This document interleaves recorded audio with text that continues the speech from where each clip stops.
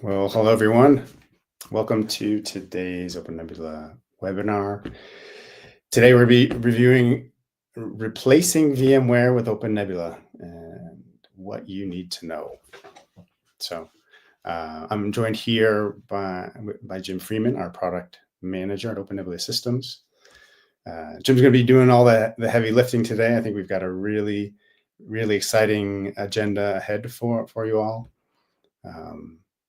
We're going to start out with a quick overview of the market opportunity, really, that I think most people are aware of, initiated by the Broadcom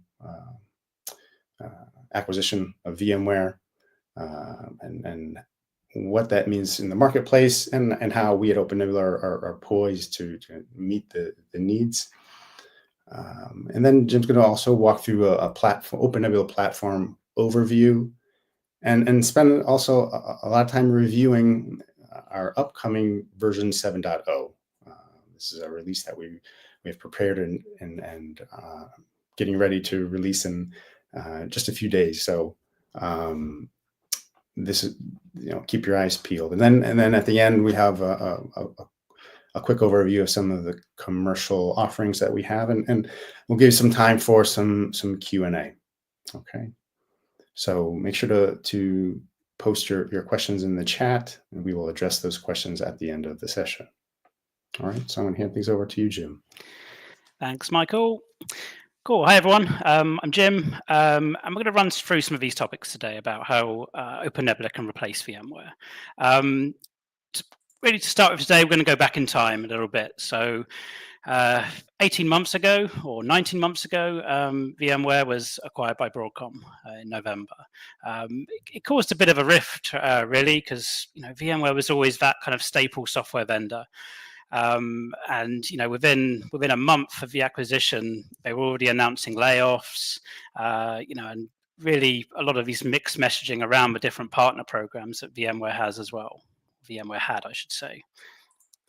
I'd say that the first kind of quarter of the acquisition went really quickly, but as soon as 2024 came around, the first thing in January, ending perpetual licenses in favor of subscription-based models, price increases, and changes to the relationships that VMware used to have with all these big OEM vendors like Dell and Lenovo. Just caused a lot of uncertainty in the world, and all it's been done since then really is keep continuing down this path. As we go into the second quarter of 2024, the kind of the home lab community was hit because they announced the free version of ESXi was to be discontinued. I know it's kind of back in a slightly different way now, but it's just another thing to add to all the problems. And I think this is where we really started seeing the fallout from these initial changes as well. Customers are first coming up to renewal around here, the smaller partners indicating issues with the kind of new targets they were given by the partner programs. The new Broadcom partner program was much more strict than partners were used to in the past with the VMware ones. And after, towards, I guess, going into Q3, Broadcom started addressing maybe in a minor way some of these issues that happened. They made changes to some packages, some of the more affected industries such as service providers, but I think the damage was already done by then. It was around this time OpenNebula started seeing a lot of big increases in inbound lead gen and things like that, and everyone was already looking away into other platforms by then. As kind of, as November came around in 2024, I wouldn't have said it was a celebration for the 1-year anniversary, but I think this is where at OpenNebula we saw the biggest impact. We were 700% more inbound leads than we had in a year previous. It was just a huge amount of people looking at alternatives at this point. And just going into 2025, so our current year, more simplification of VMware's product portfolios, end of availability of the products that were not deemed as profitable as some of the others. Again, more uncertainty caused there. And even just a couple of months ago, we're at now. So I think it became really obvious, to be honest, that VMware really only cared about that kind of top 2,000 or so customers. Mid-market customers reporting deteriorating support and lots of aggressive upsells and just generally a lot of dissatisfaction around. And this is up to present day, right? And I think what the future brings, I don't think any of us really has an answer just yet. And I'm going to use this to kind of spur into some of the things that we've noticed at OpenNebula recently. So we kind of jumped on this opportunity quite early on, right? We spent a lot of time understanding the challenges that the VMware kind of community was facing. We started building tools and services to address this gap of services that VMware left. Probably the most important one initially was about these migration tools. Doing lots of evaluations, a lot of migration services and things like that. And just to kind of like summarize I would say like the top 5 things, but everyone always references things like the changes of product bundles, the huge price increases, declining support, and the what's next with the partner programs, because that seems to change on a monthly basis. But I'd say of everyone we talk to at OpenNebula, the most the bit that causes the most like questions is about this uncertainty, right? Is what is next? And I think it was around kind of a year ago or so that the mainstream media really started picking up some of this as well. We OpenNebula were featured in the register in last December. So this was around a reference customer of ours who migrated a huge number of VMs away from VMware to OpenNebula, highlighting many of the concerns that people have mentioned to date. Right, big one being price and uncertainty. I think one of the other message, one of the key messages I'd say that comes up quite often in our kind of sales and community discussions is around this kind of single pane of glass or the single management platform. With VMware, you often need multiple pieces of software to get similar functionality, right? So we're talking vSphere, hypervisor, cloud directors and orchestrator, VROPS and other tools like that. Even things like chargeback and for service providers is really important. And even if you want that more advanced functionality, you're looking at NSX, vSAN, often needing additional licenses and things like that. And it causes I don't want to say confusion, but OpenNebula has this message around this kind of single pane of glass, brings everything under this centralized management plane, and it has pretty much everything that one would need to migrate away to run your public, private, hybrid cloud on a platform like OpenNebula. We bring in some of these features and functionality into our core platform, whereas what once might needed a separate product like chargeback, for example. I want to touch back for just one moment around migrations. If we rewind to when the acquisition was first announced, this is one of the things we jumped on almost immediately. We saw the kind of the need for it's fine. Anyone can just go and sign up to a new cloud management platform. It's easy, but it's daunting to think about. You have hundreds or thousands of VMs that you need to migrate away. One of the first things we did, we built a tool called OneSwap.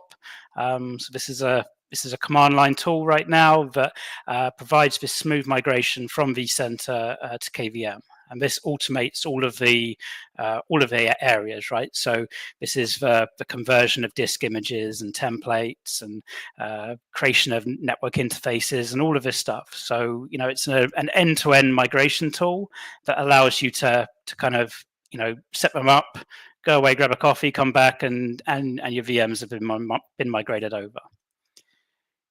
one of our reference customers here, or another one of our reference customers, Oncotech, they actually very quickly built an automation framework around this tool that we created called OneSwap. They automated, a huge portion of their estate to OpenNebula, and there's some very impressive migration times as well. These are often very large VMs and things like that. Important to make sure there's not a huge amount of downtime and things like that. So it's a really good case study, and we have a blog post about this as well. So it's great having like the tooling in place, right? For whether it's migrations or whatever you need, but you still need this kind of like core cloud functionality, right? So I guess in OpenNebula sense, this is the features we have in place. So we have a KVM based hypervisor, LXC support as well, and we also have a Kubernetes appliance, and through our own kind of CAPI integration as well. This is about this can manage private, public, or hybrid clouds. We have things like multi-tenancy monitoring. All of this is standard functionality. Things like order scaling, high availability, security groups. One of our, I'd say, for those coming from VMware, what we get asked a lot about is, do you support SAN X or SAN Y in terms of vendors?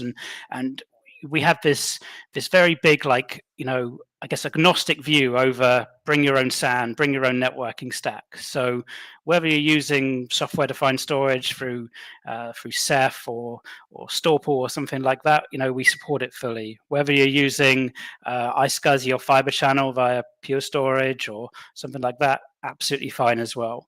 We do have some new functionality coming to kind of get some native integration with the vendors out there, but we have all of this today, and the same on the networking side as well, right? So this is whether you want to use standard VLAN back networks, VXLAN back networks.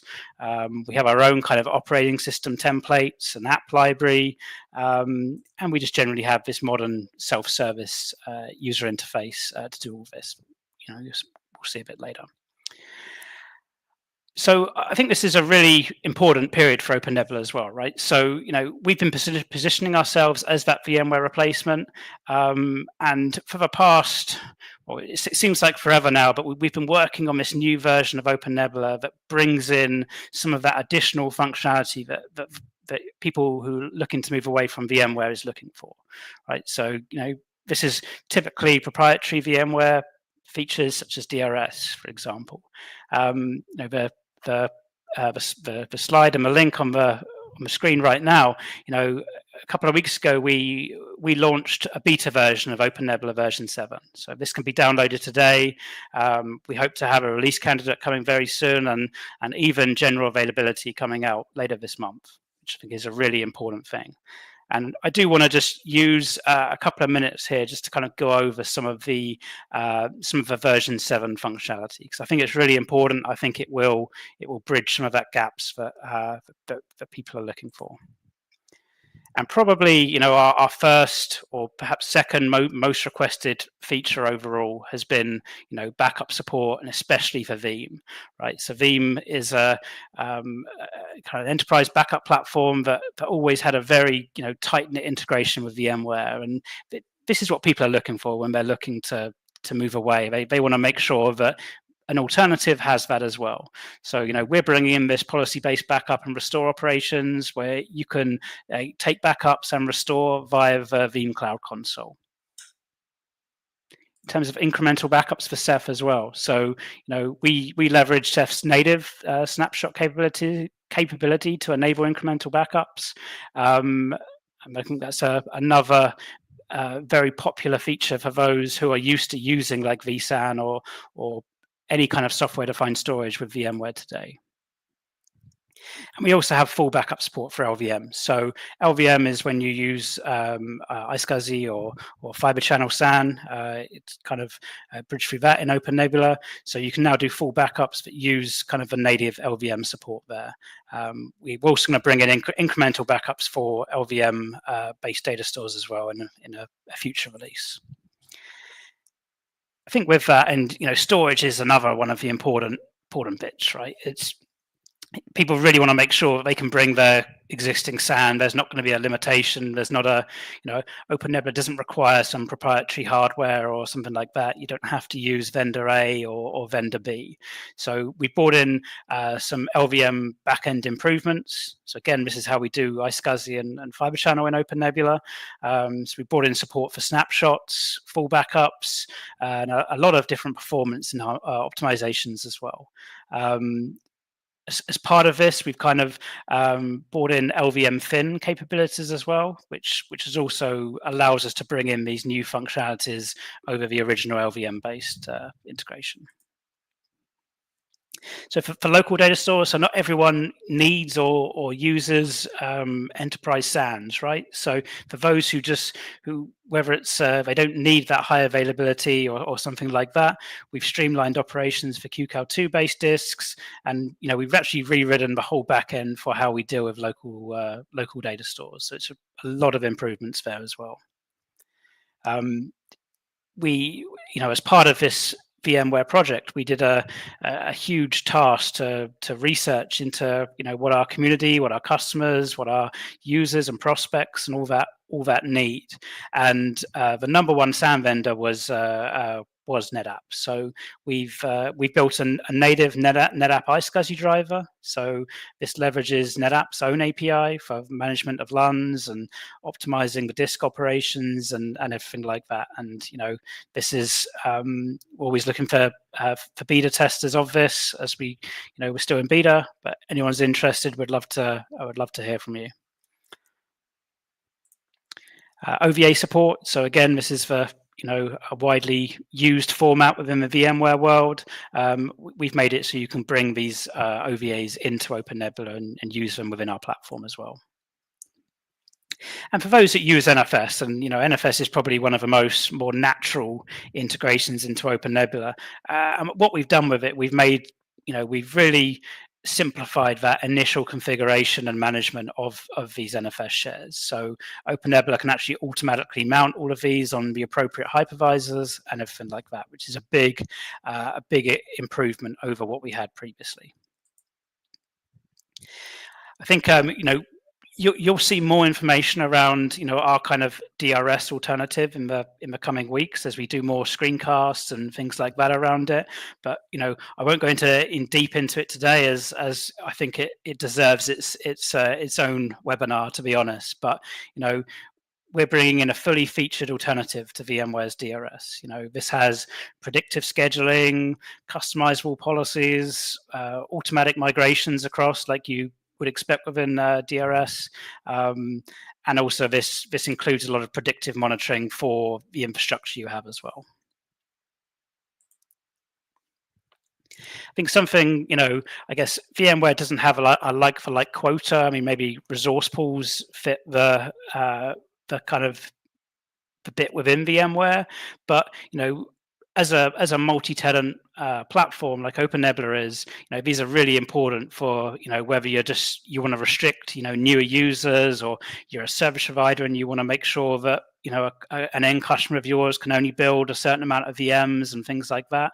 But we've kind of updated our quota system so these can be set on a per cluster level. So if you have multiple clusters, you can set quota for cluster A, quota for cluster B, and things like that, which are very important in our kind of edge use cases. But across all different industries, really, there's a use for it.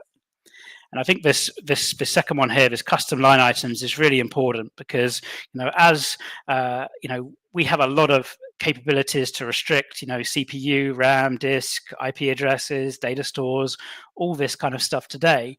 But there's new bits on the horizon, right? Whether it's licenses for want to track Windows licenses, so you can restrict users, customers from using too many, or maybe the more common one nowadays is about GPUs, right?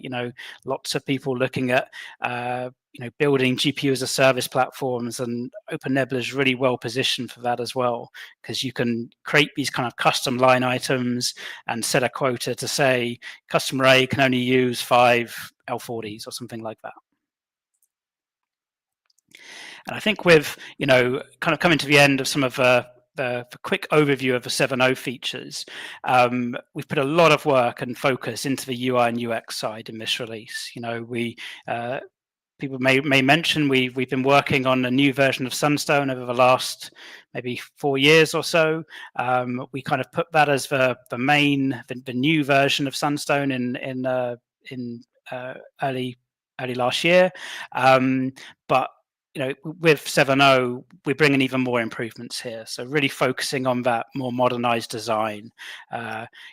For those who were familiar with the old version of Sunstone, called Ruby Sunstone, that had a view in there called a cloud view. And this was intended for the end users, right? So you may have a customer of yours who you give a self-service platform to would use that cloud view.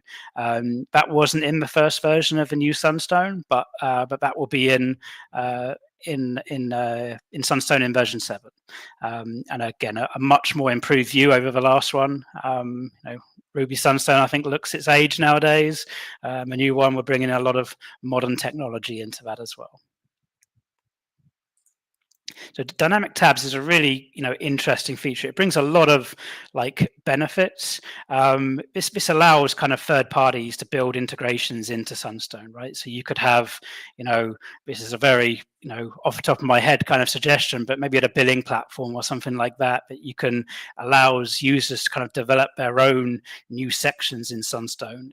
There's obviously some back-end reasons for this as well, allowing us to do rolling upgrades and things like that in the future. But for now, we've been kind of testing this with some of our customers around building their own sections onto the sidebar to kind of maybe quickly provision a user or something like that.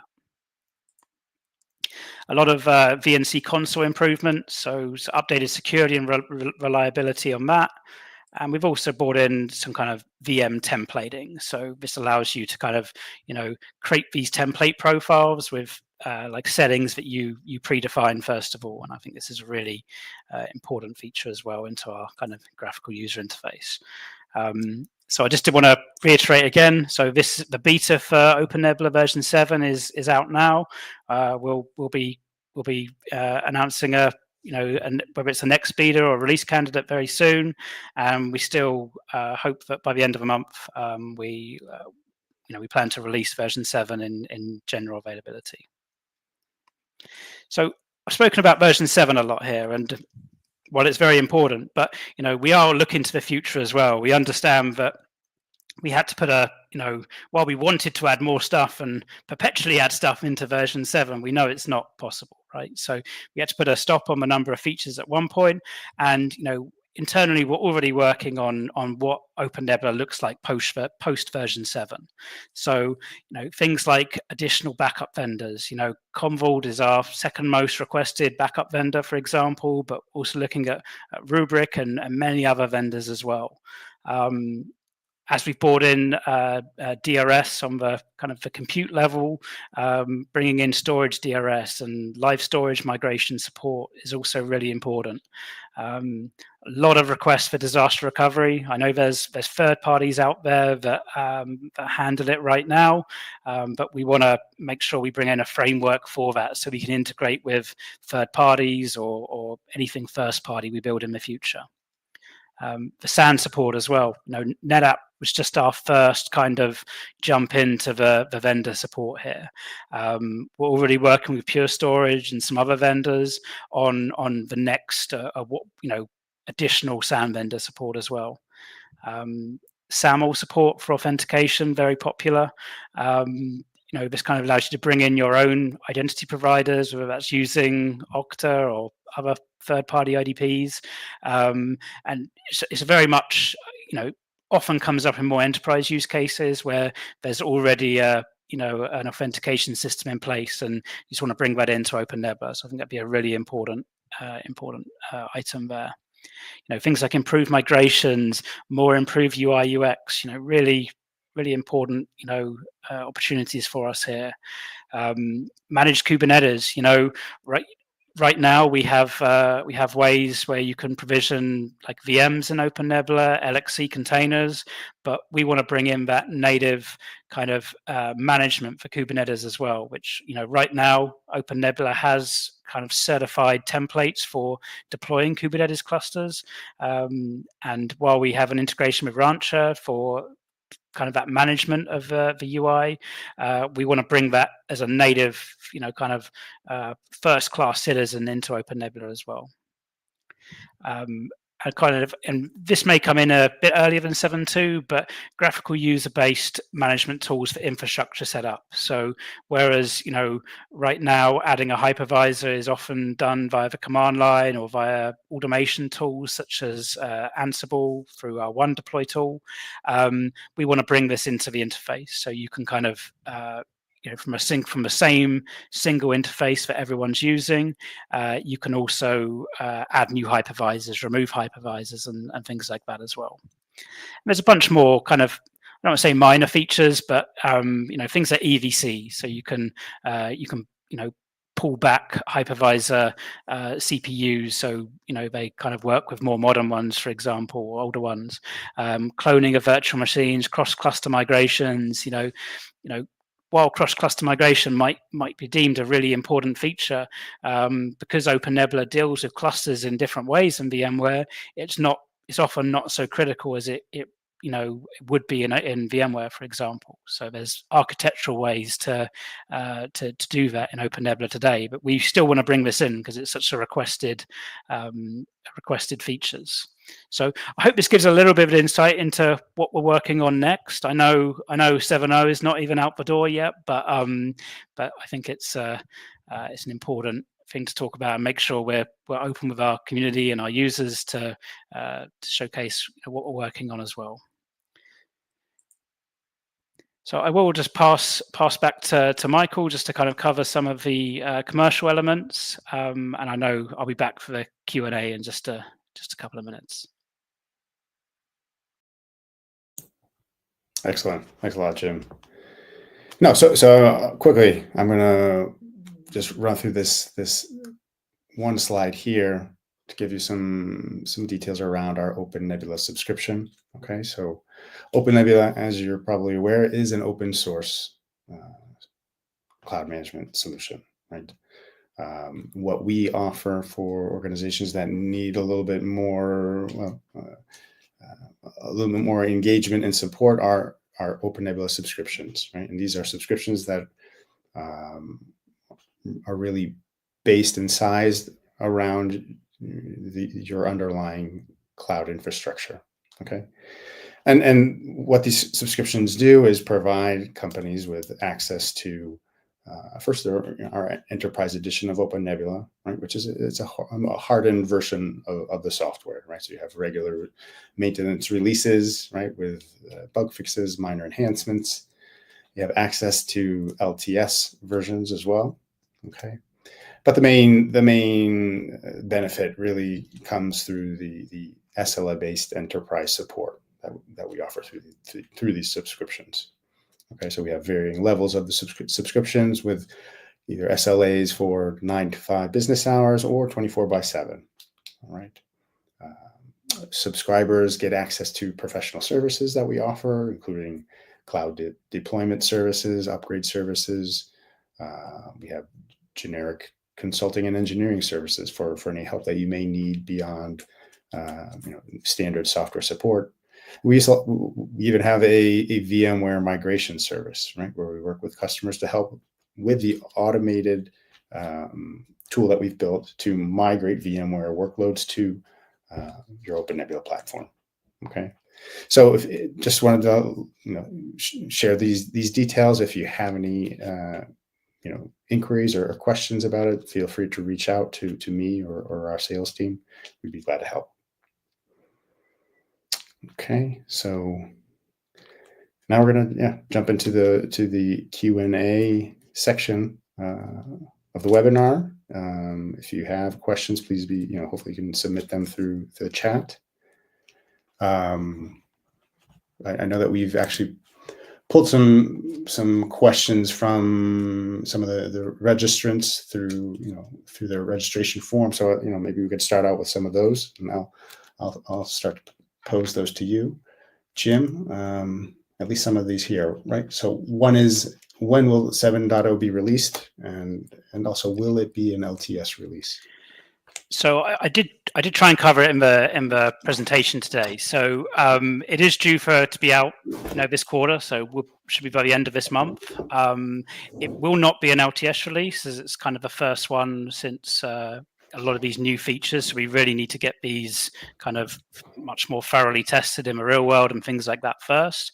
But I think the important thing is our current release, which is 6.10, that is an LTS release. So and some of the very important features will be backported, things like LVM fin, for example, to get this kind of snapshot and additional LVM functionality will be really important there. So there will be some bits that are backported to the LTS, but let's maybe look later in the year or early next year at getting the next LTS out there. Excellent. All right. There's some inquiries about some additional information, maybe on. Well, I know that you did go through some of the new features, but like DRS support. I don't know whether there's additional details you'd like to share. Yeah, I think it's a bit more of like a watch this space kind of thing there, because over the as we're kind of going through that final, I guess the final steps to get over this release, we'll want to do webinars around these specific features. So I think in here, for example, and as we've been doing kind of internal demos, like I definitely can't do a deep dive on DRS justice as a bit of a side project as part of a webinar like this. So we'll get some, whether it be screencasts or webinars out on these really big important functionalities over the next month or two, I would imagine. So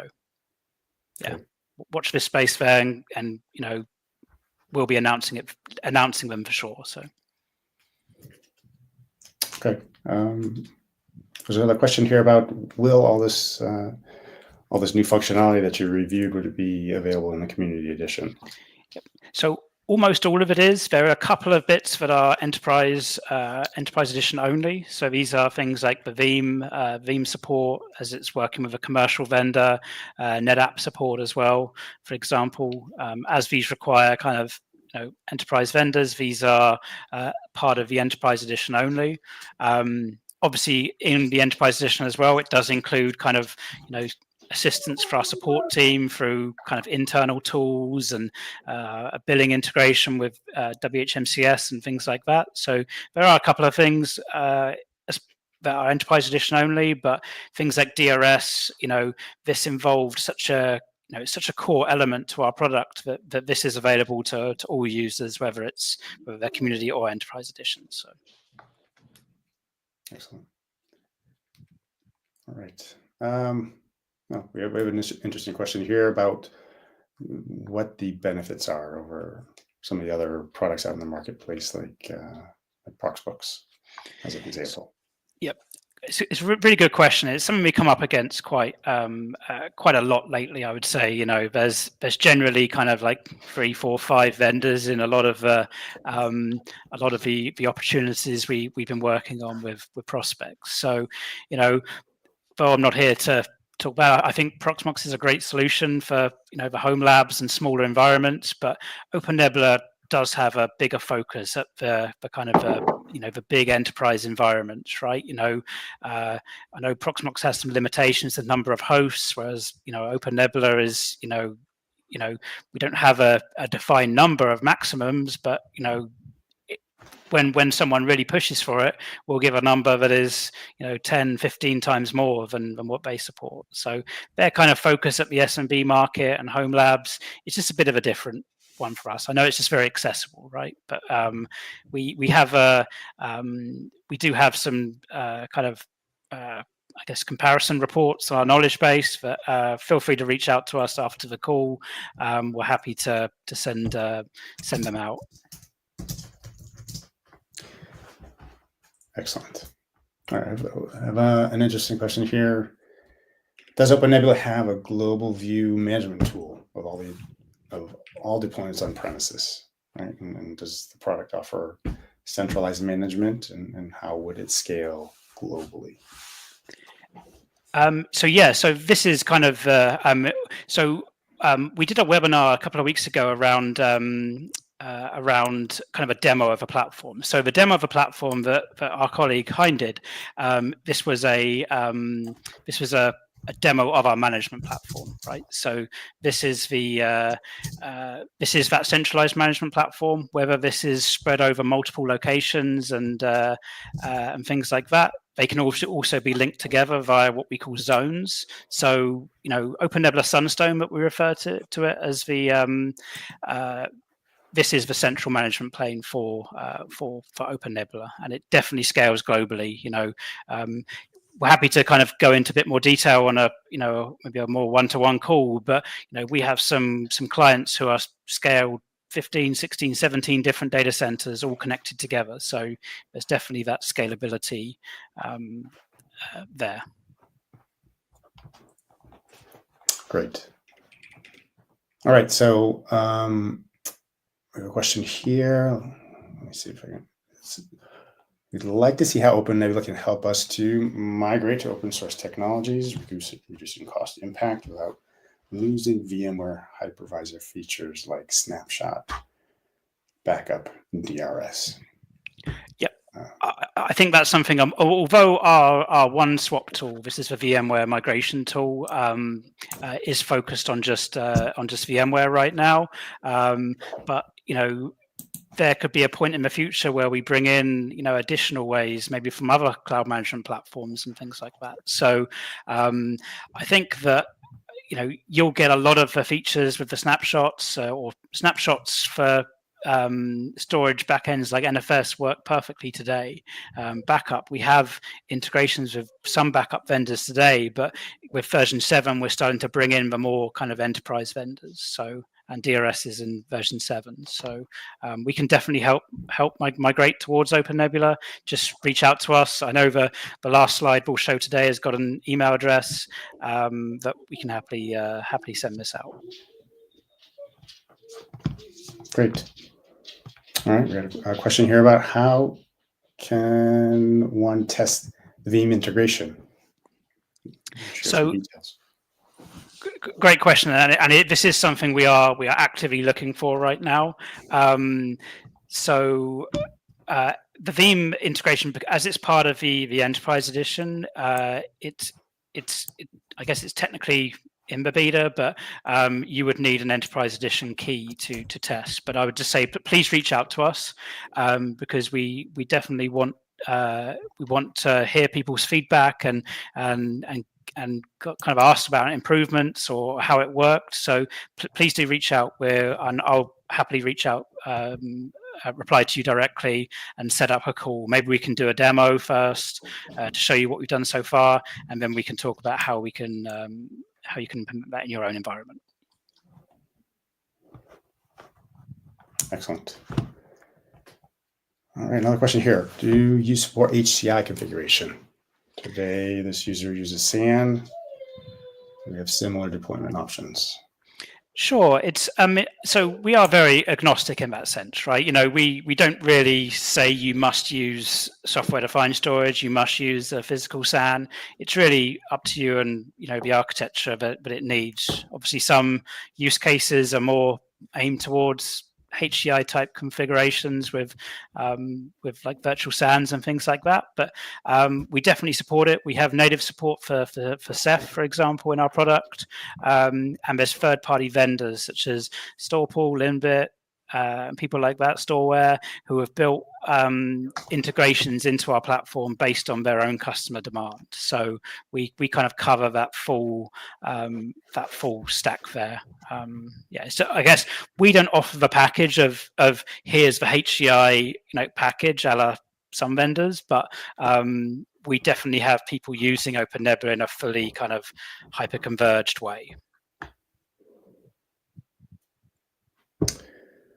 All right. So I think we've got one time for one more question here.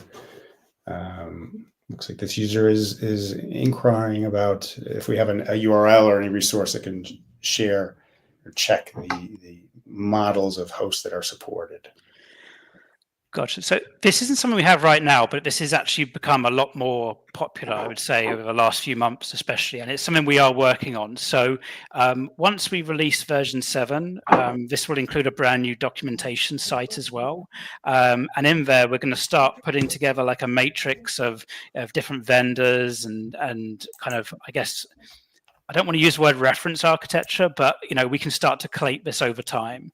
But generally, the rule of thumb right now on if a certain vendor or certain brand will work is if it works well with the underlying operating system. So this is Ubuntu or Red Hat Linux, Alma Linux, etc.